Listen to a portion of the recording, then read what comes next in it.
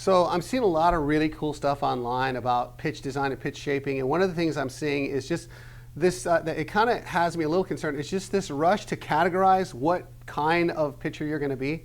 Are you going to have to work north-south, east-west? Are you going to be a supinator or a pronator? What is it that your body does? And I think that a lot of times we say, well, if you have this trait, you're only going to be able to do that. Like, for example, if I'm a supinator, I'm only going to make the ball go this way. I'm not going to be able to get sink and run on it. I'm only going to be able to throw gyro sliders and not get the ball to move left if I'm a right-hander. And if I'm a pronator, I'm going to have a hard time getting sweep or east-west movement on the ball. Well, maybe we don't have to rush to judgment on that so quickly, because it's heavily linked to how your software, how your body's choosing to move, is matching your hardware. So let's say, for example, you're a guy with retroverted hips that sit back on the pelvis and point outward, and you also have a really wide, thick, and immobile thoracic spine, which is neither good nor bad, it's just who you are. Well, if your first move is such that you go quad dominant first, shoot yourself across the midline of your body, you don't have the internal rotation or the thoracic rotation available to be able to get around that ball and get out here to what we call authentic extension, where you're releasing the ball out front.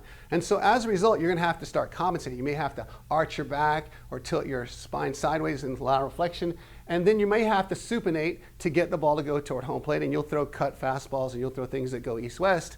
Or you might lean over even further and get on the other side of it, and all you can do is pronate it and make it sink and run or sail, and you're never going to be able to make it go east-west, and you have to work north and south. Well, as we begin to change the way you move, if you're that kind of guy and your first move takes you in a more direct place because you hinge your hip and hold your pelvis tilted, you land, you lock your back of your pelvis in a hip lock with the IT band acting as a tension wire, you close the front door with the lead IT band acting like a tension wire with a stability of just a really tight, stable pelvis.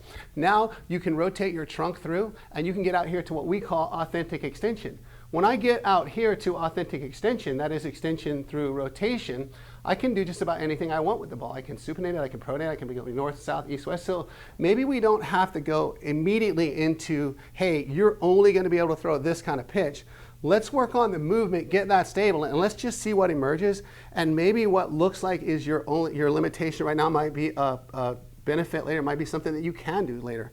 So just be careful about rushing to categories, because first of all, you're going to change as we change the way you move, the way you manage the ball will change, but also those categories aren't black and white. They're a continuum. It's not like you're this or that. It's like I favor this a little more or a little less. And so it's not as clean and pure as saying I can only do this or I can only do that. So just be careful about rushing to judgment on that.